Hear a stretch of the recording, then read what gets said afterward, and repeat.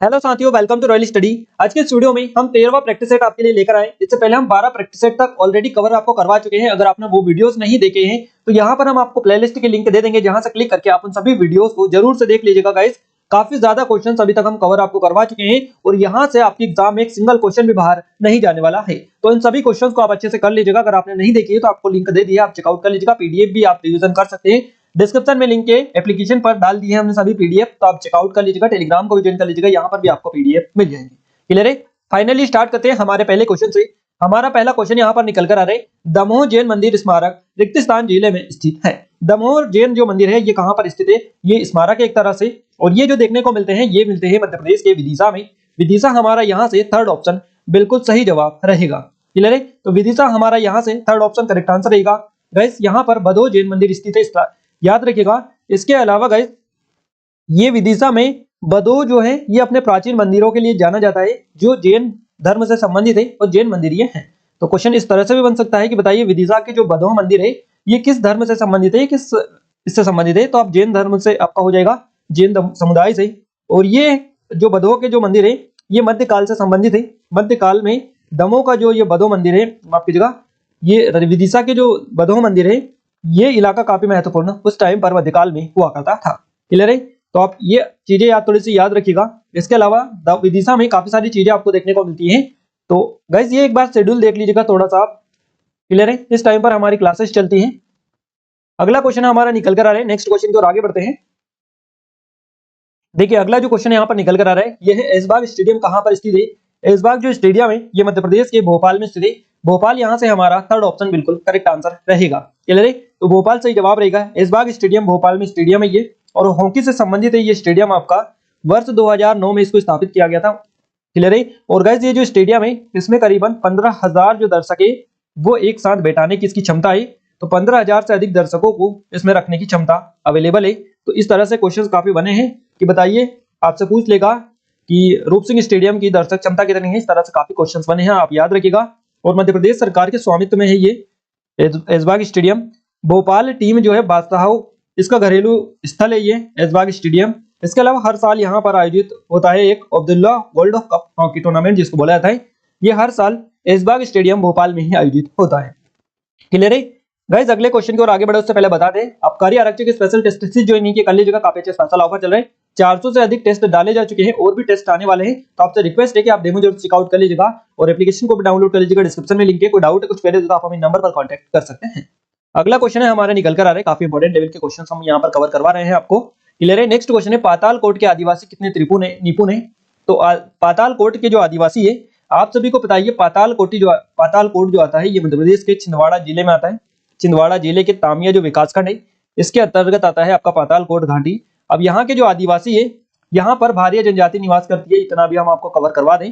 भारिया जनजाति निवास करती है और ये जो आदिवासी है ये किसमें निपुण है ऐसा भी आपसे मिल सकता है। तो ये जो है बांस की वस्तु में निपुण है। बांस की वस्तु हमारा सेकेंड ऑप्शन करेक्ट आंसर यहाँ से रहेगा। क्लियर है? तो पातालकोट मध्य प्रदेश का जो छिंदवाड़ा जिला है इसमें एक स्थित एक घाटी है ये, है ना। और ये घाटी जो है ये इसका आकार किस तरह का है? पातालकोट जो घाटी है इसका आकार किस तरह का है? तो घोड़े की जो नाल है इसके आकार की घाटी है, याद रखिएगा। ऐसा क्वेश्चन आपका ऑलरेडी पहले भी बन चुका है। और इसके अलावा गाइस यहाँ पर जो घाटी है इसके अंदर जो गांव है यहाँ तक पहुंचने के लिए कई सारे रास्ते आपको देखने को मिलते हैं, और वो जो रास्ते हैं ऐसे पक्के रास्ते नहीं मिलते, पगडंडी जो टाइप है उस टाइप के यहाँ पर मिलते हैं। एक और क्वेश्चन बनता है कि पातालकोट जो घाटी है यहाँ पर कौन सी नदी बहती है? तो दूधी नदी यहाँ पर बहती है पातालकोट में, है ना। दूधी नदी पातालकोट जो है यहाँ पर इनके निवासियों का एकमात्र पानी का जो स्रोत है यही नदी है दूधी नदी। तो क्वेश्चन बन सकता है कि पातालकोट के जो आदिवासी निवासी है उनके लिए पानी की जो आपूर्ति करती है कौन सी नदी के द्वारा की जाती है? तो ये दूधी नदी ही इसको बेसिकली बोला जाता है। और ये जो घाटी है इसमें आपको हम ऑलरेडी कवर करवा चुके हैं कि भारिया जनजाति यहाँ पर निवास करती है। इसके अलावा कुछ मात्रा में गोंड भी यहाँ पर देखे जाते हैं। क्लियर है? और गाइस ये जो भारिया जनजाति है यहाँ पर 500 से लगभग 500 वर्षों से तो यहाँ पर ये निवास करती आ रही है। क्लियर है? तो आप याद रखिएगा। अगले क्वेश्चन की ओर आगे बढ़ते हैं। अगला क्वेश्चन हमारे निकल कर आ रहा है, निम्न में से कौन सा जानवर पेंच राष्ट्रीय उद्यान में नहीं पाया जाता है? पेंच राष्ट्रीय उद्यान में इनमें से जिराफ नहीं पाया जाता है, आप सभी को पता होना चाहिए। सेकंड ऑप्शन करेक्ट आंसर रहेगा।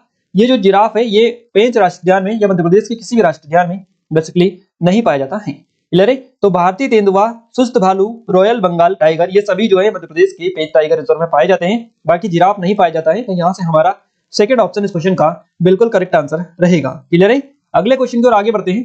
अगला क्वेश्चन है हमारा, किस शहर को पहले सिपरी के नाम से जाना जाता था? मोस्ट इंपोर्टेंट लेवल का क्वेश्चन है, किस शहर को पहले सिपरी के नाम से जाना जाता है, ये आपका क्वेश्चन बना है। सही जवाब रहेगा हमारा ऑप्शन नंबर फर्स्ट, शिवपुरी को फर्स्ट ऑप्शन करेक्ट आंसर रहेगा। गाइस सिपरी के नाम से शिवपुरी को पहले जाना जाता था, याद रखिएगा। और मध्य प्रदेश में एक जिला, एक ही साथ प्राचीन शहर और एक पवित्र स्थान, तीनों चीजें इसके फेवर में आप याद रखिएगा। ये मध्य प्रदेश का एक जिला भी है, एक प्राचीन शहर है शिवपुरी और एक पवित्र स्थान भी है। तो तीन चीजें याद रखिएगा। क्वेश्चन बन सकता है कि बताइए मध्य प्रदेश का ऐसा कौन सा जिला है जो एक वर्तमान जिला है और एक प्राचीन शहर है और एक पवित्र स्थान भी है। तो ये शिवपुरी जिला है जिसको प्राचीन में सिपरी के नाम से जाना जाता है। तात्या टोपे को गाइस यहीं पर फांसी दी गई थी 18 अप्रैल को 1859 में इनको फांसी दी गई थी, यहीं पर शिवपुरी में, याद रखिएगा। अगले क्वेश्चन की ओर आगे बढ़े उससे पहले बता दें, पटवारी की हमारी स्पेशल टेस्ट सीरीज है, आबकारी आरक्षक की स्पेशल टेस्ट सीरीज है और एमपी जीके की टॉपिक वाइज टेस्ट सीरीज है। इसके अलावा गाइस हमने जो है एमपीपीएससी प्री 2022 के लिए स्पेशल टेस्ट सीरीज लॉन्च कर दी। अगर आपने चेकआउट नहीं किए तो आपसे रिक्वेस्ट है कि आप एक बार जरूर से एप्लीकेशन को डाउनलोड करके चेकआउट कर लीजिएगा। काफी हेल्पफुल आपके लिए रहेगी अगर आप पीएससी की तैयारी कर रहे हैं तो। क्लियर है? और डेमो भी चेकआउट कर लीजिएगा, डेमो भी यहाँ पर हमने डाल दिया है। इसके अलावा हमारी ई बुक है 2022 की एमपी करंट अफेयर की, इसकी लिंक भी डिस्क्रिप्शन में डाली है, आप जाकर चेकआउट कर लीजिएगा। एप्लीकेशन को डाउनलोड कर लीजिएगा, टेलीग्राम को ज्वाइन कर लीजिएगा जिसकी लिंक आपको डिस्क्रिप्शन में मिल जाएगी। अगला क्वेश्चन है हमारा, टोक्यो ओलंपिक 2021 के लिए शुभंकर क्या था? तो टोक्यो ओलंपिक 2021 के लिए जो शुभंकर था यह है मिराई तोबा सोमिटी। यहां से हमारा सेकंड ऑप्शन के साथ करेक्ट आंसर चला जाएगा। अगला क्वेश्चन है, रिक्त स्थान एक अर्थव्यवस्था में आर्थिक उत्पाद का एक आकलन है जिसमें इसकी गणना में वर्तमान मूल्य शामिल होते हैं। तो इस क्वेश्चन का जो सही जवाब हमारा रहेगा, ये इसको नाममात्र जीडीपी बोला जाता है। नाममात्र जीडीपी हमारा सेकंड ऑप्शन के साथ करेक्ट आंसर रहेगा। क्लियर है? अगला क्वेश्चन है, किस वर्ष वर्षा वर्मन को प्रतिष्ठित एकलव्य पुरस्कार से सम्मानित किया गया था? सही जवाब इस क्वेश्चन का रहेगा हमारा वर्ष 2013 में। देखिए वर्षा वर्मन को एकलव्य पुरस्कार से सम्मानित कब किया गया था? वर्ष 2013 में इनको किया गया था। हमारा फोर्थ ऑप्शन के साथ में करेक्ट आंसर चला जाएगा। नेक्स्ट क्वेश्चन है, मध्य प्रदेश सरकार ने आत्मनिर्भर मध्य प्रदेश के लिए नवीनतम रोड मैप किस वर्ष से लॉन्च किया है या किस वर्ष में लॉन्च किया है? तो मध्य प्रदेश सरकार ने आत्मनिर्भर मध्य प्रदेश के लिए नवीनतम जो रोड मैप लॉन्च किया था, ये किया था वर्ष 2020 में। हमारा यहां से फोर्थ ऑप्शन के साथ में करेक्ट आंसर रहेगा। अगला क्वेश्चन है, विजय हजारे ट्रॉफी 2020-21 किस टीम ने जीती थी? तो विजय हजारे ट्रॉफी जो जीती थी 2020-21 ये जीती थी मुंबई ने। मुंबई हमारा यहां से फोर्थ ऑप्शन के साथ में करेक्ट आंसर चला जाएगा। क्लियर है? नेक्स्ट क्वेश्चन है, मध्य प्रदेश ग्रामीण सड़क अकादमी कहां पर स्थित है? ये क्वेश्चन ऑलरेडी हम आपको कवर करवा चुके हैं और ये आपके एग्जाम में 3 बार क्वेश्चन बना था कांस्टेबल में, आप याद रखिएगा। तो इस क्वेश्चन का जो सही जवाब रहेगा ये आपका भोपाल रहेगा। मध्य प्रदेश ग्रामीण सड़क अकादमी जो है ये आपकी भोपाल में स्थित है। अगला क्वेश्चन है, पद्म विभूषण पुरस्कार पाने वाले भारत के पहले खिलाड़ी कौन है? सही जवाब इस क्वेश्चन का रहेगा हमारा विश्वनाथ आनंद फोर्थ ऑप्शन के साथ में करेक्ट आंसर रहेगा। एक और चीज कवर करवा दे, देखिए पद्म विभूषण से रिलेटेड आपके एग्जाम में लगातार क्वेश्चंस बनते हैं, पद्म भूषण, पद्म विभूषण और पद्मश्री। क्लियर है? तो इन सभी को हमने अच्छे से कवर करवाया है। 2022-23 में जो लिस्ट दी गई है, 2023 में जिनको भी दिया गया है पद्म विभूषण श्री और पद्म भूषण पद्मश्री। क्लियर है? ये तीनों पुरस्कार वाली वीडियो हम हमारे नए चैनल एग्जाम टाउन पर आपको करवा चुके हैं। अगर आपने अभी तक चैनल को सब्सक्राइब नहीं किया तो डिस्क्रिप्शन में लिंक डाली है, आपसे रिक्वेस्ट है कि आप एक बार जाकर जरूर चेकआउट कीजिएगा, क्योंकि गाइस इतने एडवांस लेवल के क्वेश्चंस वहां पर हमने कवर करवाए हैं आपकी एमपी एग्जाम के लिए कि आपका एक सिंगल क्वेश्चन भी वहां से आपका बाहर नहीं जाएगा। क्लियर है? तो आपसे रिक्वेस्ट है आप एक बार जरूर से चेकआउट कर लीजिएगा। अगले क्वेश्चन की ओर आगे बढ़ते हैं। अगला क्वेश्चन है, जूलू निम्न में से किस देश से संबंधित जनजाति है? जूलू जो है ये दक्षिण अफ्रीका से संबंधित है। दक्षिण अफ्रीका हमारा फर्स्ट ऑप्शन के साथ में करेक्ट आंसर चला जाएगा। नेक्स्ट क्वेश्चन की ओर आगे बढ़ते हैं। अगला क्वेश्चन निकल कर आ रहे हैं, मध्य प्रदेश जनजाति संग्रहालय कहां पर स्थित है? तो मध्य प्रदेश जनजाति जो संग्रहालय है ये आपका भोपाल में स्थित है। भोपाल यहां से हमारा सेकंड ऑप्शन के साथ में करेक्ट आंसर हो जाएगा। नेक्स्ट क्वेश्चन है गाइस हमारा, चंद्रशेखर आजाद का जन्म किस शहर में हुआ था? देखिए चंद्रशेखर आजाद का जो जन्म हुआ था ये हुआ था भाभरा में। भाभरा यहां से हमारा फोर्थ ऑप्शन करेक्ट आंसर रहेगा। अब ये जो भाभरा आता था ये आपका झाबुआ जिले में उस टाइम पर आता था। तो अगर आपसे जिला पूछे जाए तो अगर भाभुआ दिया जाए तो ठीक है, नहीं तो आपका अलीराजपुर आता है। अब वर्तमान में देखिए जो भाभरा है इसका नाम बदलकर क्या कर दिया, चंद्रशेखर आजाद नगर कर दिया है।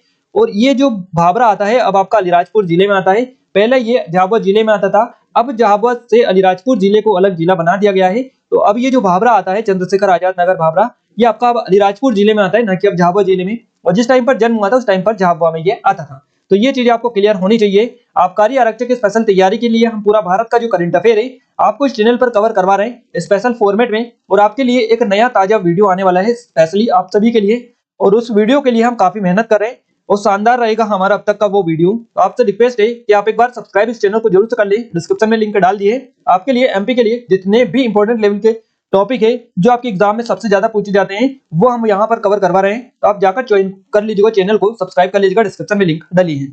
अगला क्वेश्चन है, वर्ष 2020 के लिए विश्व मुद्रास्फीति दर क्या थी? तो वर्ष 2020 के लिए आपसे पूछा है और ये जो दर थी ये थी 94%। 94% हमारा यहाँ से फर्स्ट ऑप्शन के साथ में करेक्ट आंसर रहेगा।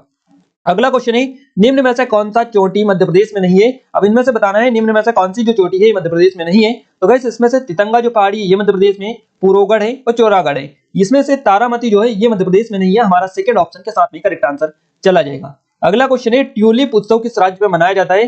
ट्यूलिप जो उत्सव मनाया जाता है ये मनाया जाता है कश्मीर में।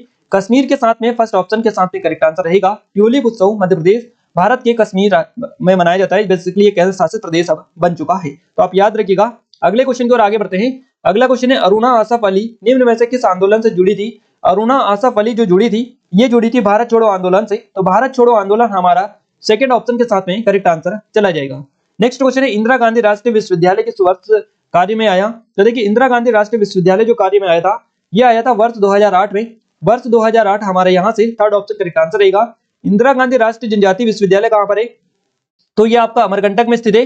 स्पेशली याद रखिएगा, यहाँ से आपकी एग्जाम में क्वेश्चन जरूर से पूछे जाते हैं। मध्य प्रदेश राज्य कृषि विपणन बोर्ड किस वर्ष से कार्यरत हुआ?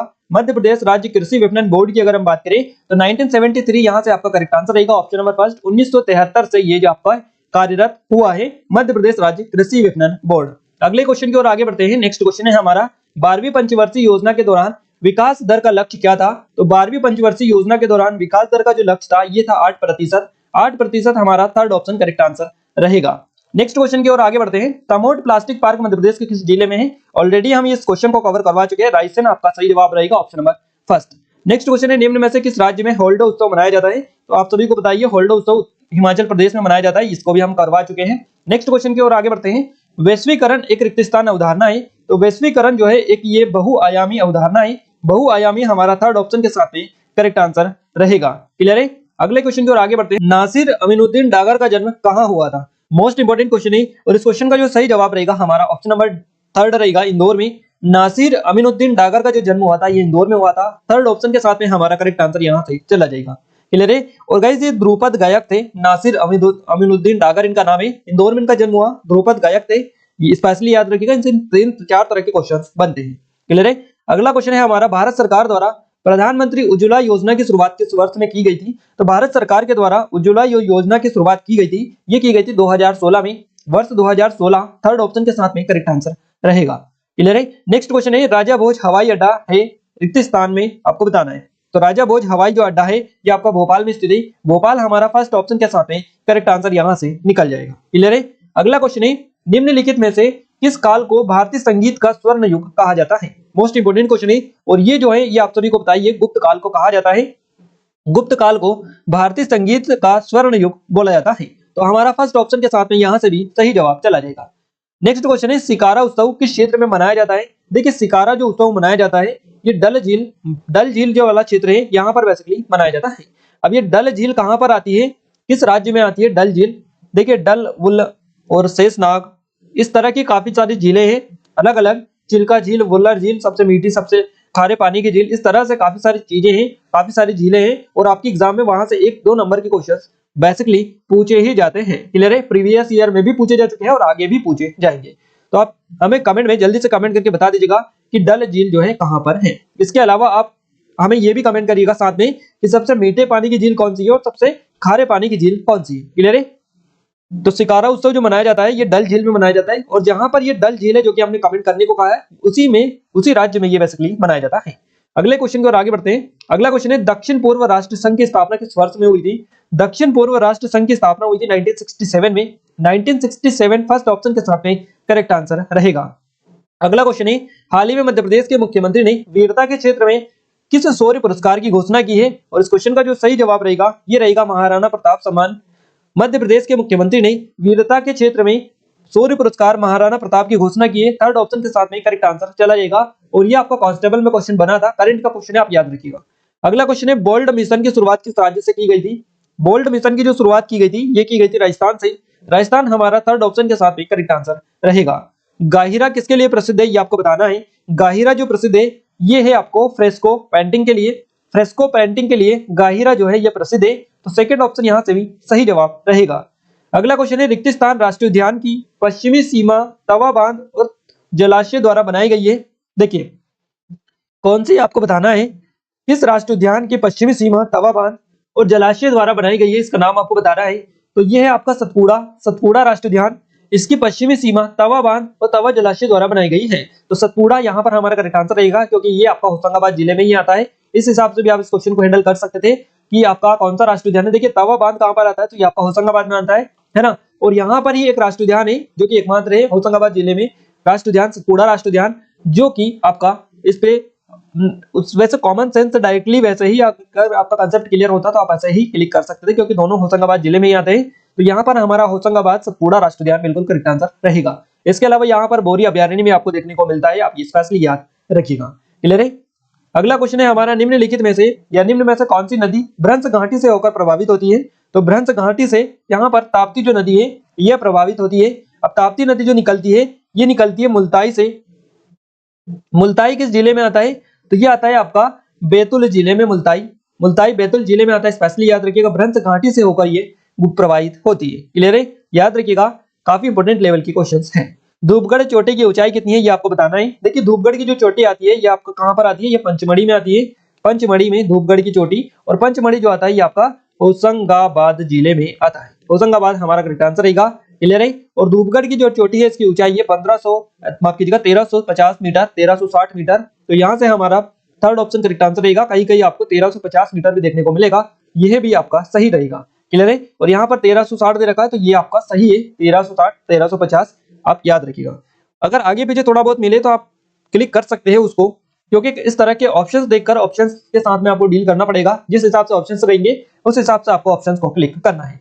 अगला क्वेश्चन है मध्य प्रदेश लघु वनोपज सहकारी समिति की स्थापना निम्न में से किस वर्ष में हुई थी। और इसकी जो स्थापना हुई थी ये हुई थी 1984 में। 1984 हमारा यहाँ से फोर्थ ऑप्शन करेक्ट आंसर रहेगा।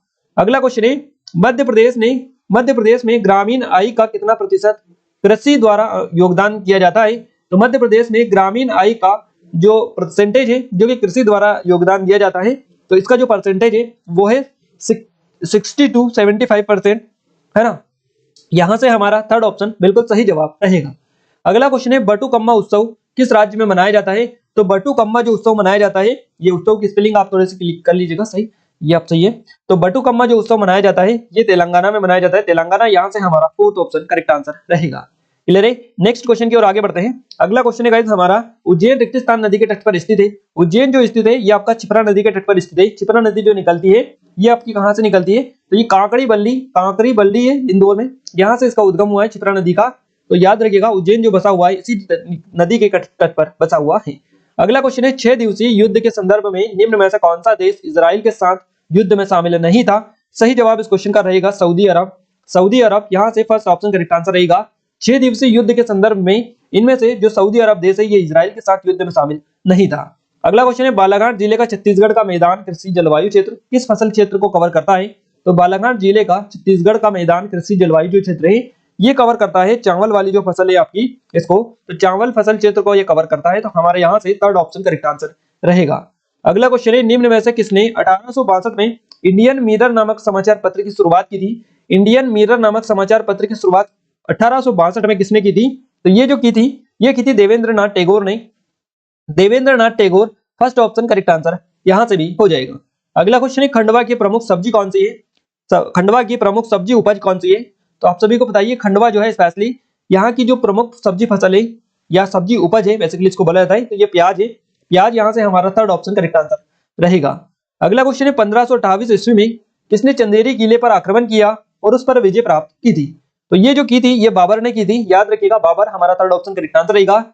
1528 में चंदेरी का जो किला है कहां पर आता है ये आपका, तो चंदेरी का जो किला आता है ये आपका अशोकनगर जिले में आता है, अशोकनगर में। क्लियर है। तो यहाँ पर इस किले पर आक्रमण किया था और उस पर विजय प्राप्त की थी, तो ये बाबर ने किया था। अगला क्वेश्चन है हमारा मध्य प्रदेश राज्य बनाने के लिए विलय से पहले भोपाल की विधानसभा में कितने सदस्य थे। देखिए मध्य प्रदेश राज्य बनाने के लिए विलय से पहले भोपाल की जो विधानसभा थी इसमें जो सदस्य संख्या थी ये 30 थी। 30 सदस्य संख्या यहाँ पर थी। थर्ड ऑप्शन हमारा सही जवाब चला जाएगा। अगला क्वेश्चन है आईसीसी विश्व टेस्ट चैंपियनशिप 2021 की किस टीम ने जीता है? तो आईसीसी विश्व टेस्ट चैंपियनशिप 2021 जो जीता है, ये जीता है न्यूजीलैंड ने। न्यूजीलैंड हमारा यहाँ से थर्ड ऑप्शन करेक्ट आंसर रहेगा। क्लियर है? और गाइस इस तरह के काफी ज्यादा आपके करंट के पूछे जाते हैं, नेशनल करंट अफेयर के क्वेश्चन आपके एग्जाम में, इसीलिए हम हमारे नए चैनल एग्जाम टाउन पर पूरा आपको नेशनल करंट अफेयर पूरा भारत का कवर करवा रहे हैं, जिसमें हम खेल से रिलेटेड भी, इसके अलावा जितने भी बोर्डेड लेवल के टॉपिक आपके एग्जाम में हमने निकाल के रख लिए हैं, जितने भी नए नए करंट अफेयर के टॉपिक्स आपके एग्जाम में क्वेश्चंस बने थे, सारे हमारे पास में लिस्ट रखी है, उन सभी को हम वहां पर कवर करवा रहे हैं। अगर आपने सब्सक्राइब नहीं किया इस चैनल को, डिस्क्रिप्शन में लिंक डालिए, आप जाकर चेकआउट कर लीजिएगा। और नया वीडियो हमने रेडी कर लिया है, जल्द से आपके लिए आने वाला है, काफी इंटरेस्टिंग रहेगा और काफी इंपोर्टेंट आपका टॉपिक रहेगा। अगला क्वेश्चन है टू हेल विद हॉकी किसकी जीवनी है? टू हेल विद हॉकी जो जीवनी है, ये है असलम शेर खान की। असलम शेर खान यहाँ से हमारा फर्स्ट ऑप्शन करेक्ट आंसर रहेगा। इनकी जो जीवनी है इसका नाम है to hell with hockey. Clear है? अगला क्वेश्चन है धमोनी किला किस जिले में स्थित है? धमोनी, आप सभी को पहली बात तो ये क्लियर होनी चाहिए कि धमोनी नाम से एक मेला भी लगता है, जिसको धमोनी उर्स का मेला बोला जाता है। और ये कहां पर लगता है? तो ये आपका सागर में लगता है। क्लियर है? ये चीज तो आपको क्लियर होनी चाहिए। इसके अलावा धमोनी का जो किला है ये भी आपका कहां पर है? तो ये भी आपका सागर जिले में ही देखने को मिलता है। तो सागर यहाँ से हमारा सेकंड ऑप्शन करेक्ट आंसर रहेगा। धमोनी का किला और धमोनी उर्स, धमोरी मेला, ये सभी आपके सागर से रिलेटेड है, तो हमारा सेकंड ऑप्शन बिल्कुल सही जवाब यहाँ से रहेगा। क्लियर है? टॉप 50 क्वेश्चंस इस वीडियो में हम कवर करवा चुके हैं आपको, जो कि इंपॉर्टेंट लेवल के हैं। आई थिंक आपको वीडियो पसंद आया होगा। इसकी पीडीएफ आपको टेलीग्राम एप्लीकेशन दोनों जगह पर मिल जाएगी, जिसके लिंक डिस्क्रिप्शन में डाली है, आप जाकर चेकआउट कर लीजिएगा। आबकारी आरक्षक के स्पेशल टेस्ट सीरीज अगर आपने अभी तक ज्वाइन नहीं किया कर लीजिएगा, काफी अच्छा स्पेशल ऑफर इन सभी पर चल रहा है, तो डिस्क्रिप्शन में लिंक है, आप जाकर चेकआउट कर लीजिएगा। 400 से अधिक टेस्ट यहाँ पर डले हैं, करंट अफेयर काफी सारे टेस्ट और ई बुक्स अपडेट कर दी गई है, आप जाकर चेकआउट कर लीजिएगा अगर आपने अभी तक चेकआउट नहीं किया है तो। आबकारी आरक्षक और एमपी पटवारी की स्पेशल टेस्ट सीरीज है, सभी पर काफी अच्छा स्पेशल ऑफर चल रहा है। ये हमारी ई बुक है 2022 की एमपी करंट अफेयर की। इसके अलावा पीएससी की ई बुक टेस्ट सीरीज भी हमने लॉन्च कर दी, आप चेकआउट कर लीजिएगा। क्लियर है? तो इस वीडियो को अपने दोस्तों के साथ शेयर जरूर करें, ताकि हमें सपोर्ट मिले, मोटिवेशन मिले और अच्छी से अच्छी वीडियोस आपके लिए लाने की पूरी कोशिश करें। तो आज के इस वीडियो में बस इतना ही गाइस, मिलते हैं हमारे नेक्स्ट वीडियो में, तब तक के लिए जय हिंद, वंदे मातरम।